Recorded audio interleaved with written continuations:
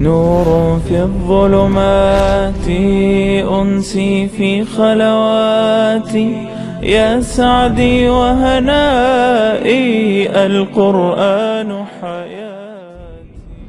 وآتوا النساء صدقاتهن نحلة، فإن طبن لكم عن شيء منه نفسا فكلوه هنيئا مريئا.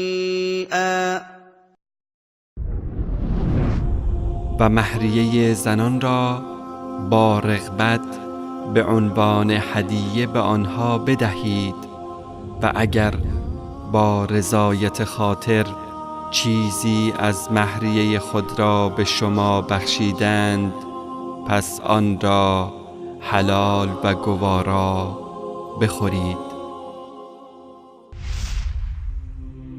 نور في الظلمات أنسي في خلواتي، يا سعدي وهنائي القرآن حياتي.